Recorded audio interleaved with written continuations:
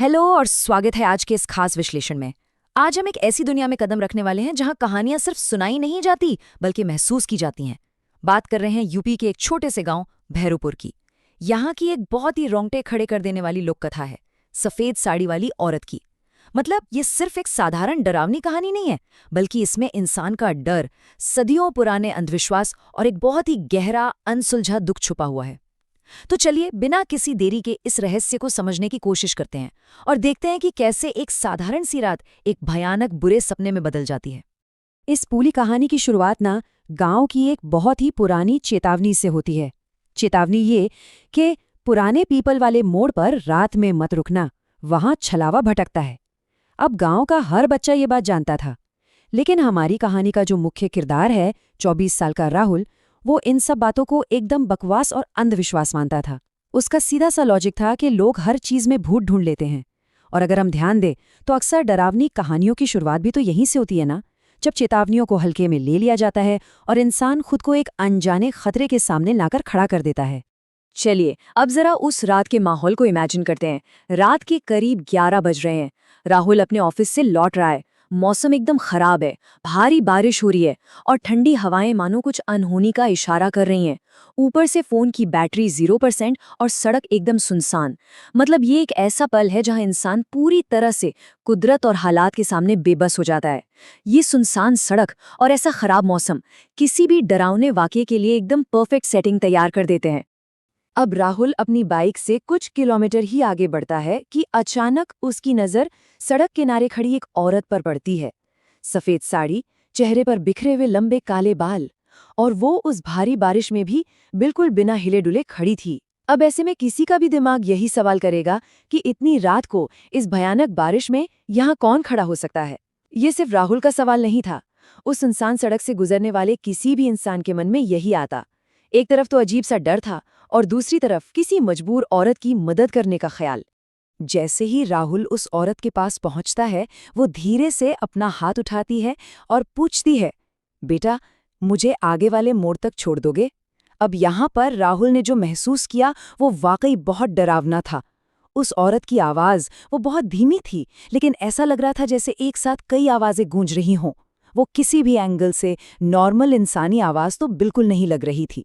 लेकिन फिर भी राहुल ने अपने डर को दरकिनार किया और उसे अपनी बाइक पर पीछे बैठा लिया। और सच बताऊं तो बस यही वो एक फैसला था जिसने इस पूरी कहानी को पलट कर रख दिया। और जैसे ही वो औरत बाइक पर बैठती है, हालात बहुत तेजी से बिगड़ने लगते हैं। माहौल एकदम से बदल जाता है। सबसे पहले तो एक भयानक सी ठंड का एहसास होता है, इतना कि राहुल के हाथ कांपने लगते हैं। फिर उन दोनों के बीच एक बहुत ही अजीब और डरावना सन्नाटा छा जाता है, जहां सिर्फ बारिश और बाइक के इंजन की आवाज आ रही थी। और सबसे खौफनाक बात, अचानक राहुल की बाइक बहुत ज्यादा भारी हो जाती है। ऐसा महसूस हो रहा था जैसे पीछे सिर्फ एक इंसान नहीं बल्कि कई लोग एक साथ बैठे हों। राहुल ने पीछे मुड़ के पूछने की कोशिश भी की, लेकिन कोई जवाब नहीं आया। अब तक राहुल की धड़कनें बहुत तेज हो चुकी थीं। डर के मारे हालत खराब थी, लेकिन फिर भी उसने हिम्मत करके बाइक के साइड मिरर में देखने का फैसला किया। और शीशे में उसने जो देखा वो किसी के भी होश उड़ाने के लिए काफी था। उस औरत का चेहरा पूरी तरह से काला पड़ चुका था। उसकी आंखों में कोई पुतलियां नहीं थीं, बस एक ठोस सफेद रंग था, एकदम ब्लैंक। ये वो पल था जहां राहुल के सारे लॉजिक और विज्ञान ने जवाब दे दिया था। उसे अच्छे से समझ आ गया था कि जिसे वो बेचारी औरत समझकर मदद कर रहा था, वो इंसान तो बिल्कुल नहीं है। और फिर उसे वो खौफनाक सच्चाई नजर आती है जो अक्सर हमारी लोक कथाओं की सबसे बड़ी पहचान होती है। उसके पैर पूरी तरह से उल्टे थे। ये वो मोमेंट है जहां रोंगटे खड़े हो जाते हैं। भारतीय ग्रामीण कहानियों में ये बहुत ही क्लासिक डरावना एलिमेंट है, जहां उल्टे पैर हमेशा से ही चुड़ैलों या आत्माओं की निशानी माने जाते रहे हैं। इस भयानक नज़ारे को देखकर राहुल के हाथ बुरी तरह कांपने लगे और उसकी बाइक का बैलेंस बिगड़ने लगा। राहुल एकदम दहशत में था। उसने तुरंत बाइक रोकने के लिए पूरी ताकत से ब्रेक दबाए, लेकिन बाइक रुकने के बजाय अपने आप और तेज होने लगी। मीटर की सुई तेजी से आगे भाग रही थी, 40, 60, 80। राहुल का अपनी ही बाइक से पूरी तरह कंट्रोल खत्म हो चुका था। ये सिर्फ बाइक की स्पीड नहीं बढ़ रही थी, बल्कि उस रात का खौफ भी अपने चरम पर पहुंच रहा था। और तभी पीछे से वो औरत धीरे से फुसफुसाती है, इतने साल बाद कोई मुझे इस रास्ते से ले जा रहा है। इस बेकाबू रफ्तार और खौफ के बीच अचानक पीछे से एक बहुत ही भयानक और अमानवीय हंसी गूंजने लगती है। हे। ये कहानी बहुत ही बेहतरीन तरीके से दिखाती है कि कैसे सिर्फ आवाजें भी इंसान को अंदर तक डरा सकती हैं।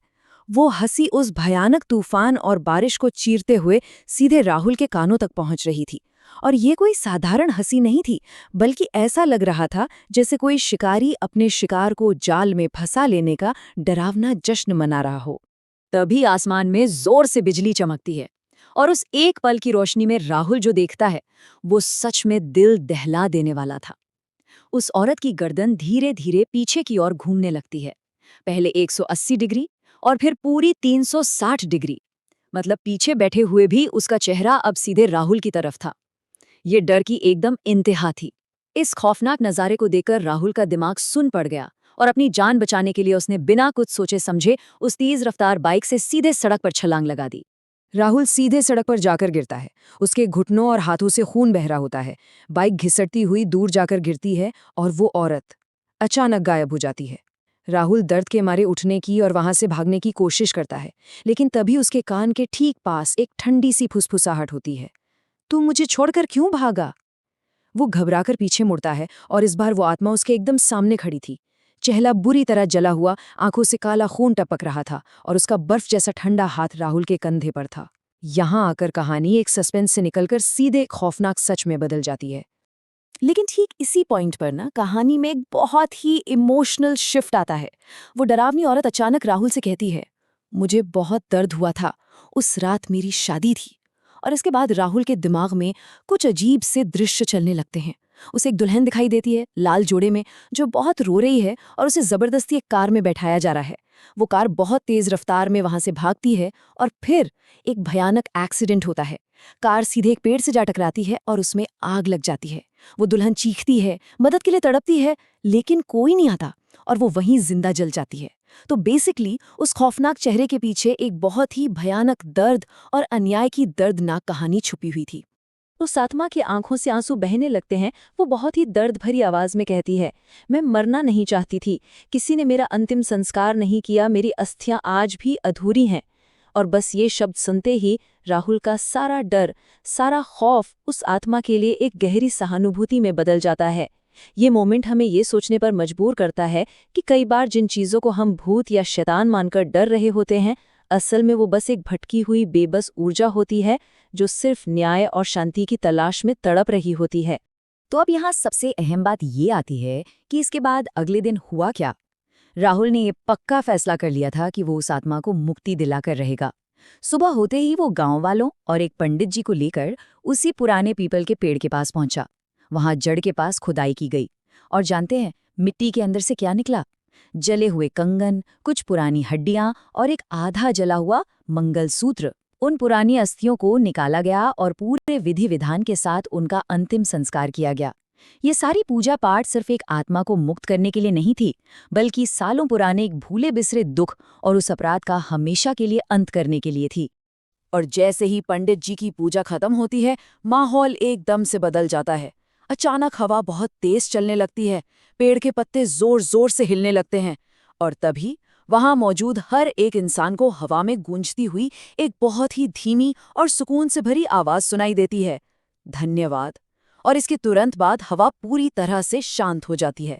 ये उस भटकी हुई आत्मा की आखिरी विदाई थी। और कहते हैं कि उस दिन के बाद से भैरवपुर के उस पुराने मोड़ पर किसी ने भी कभी उस सफेद साड़ी वाली औरत को दोबारा नहीं देखा।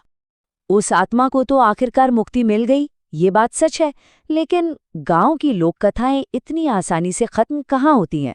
आज भी भैरवपुर के लोग ऐसा कहते हैं कि अगर कोई आधी रात को उस पुराने पीपल वाले मोड़ से गुजरता है ना, तो कभी कभी, खासकर जब भारी बारिश हो रही होती है, तो हवा के साथ एक बेहद धीमी सी हंसी सुनाई देती है। अब सवाल ये है कि ये क्या है? क्या ये सिर्फ डर के मारे लोगों के दिमाग का वहम है, या फिर उस पुरानी रात की डरावनी यादों को कुदरत ने हमेशा हमेशा के लिए अपने अंदर कैद कर लिया है? ये एक ऐसा सवाल है जो आज भी उस सुनसान सड़क पर एक गहरा रहस्य बनकर गूंजता है। खैर, इस दिलचस्प विश्लेषण में हमारे साथ बने रहने के लिए बहुत बहुत शुक्रिया। बस इतना याद रखिएगा, अगर आगे कभी रात के अंधेरे में किसी सुनसान सड़क से गुजरना हो तो शायद बारिश की आवाज़ को ज़रा गौर से सुन लेना चाहिए। कौन जाने कोई अनकही कहानी वहीं कहीं छुपी हो।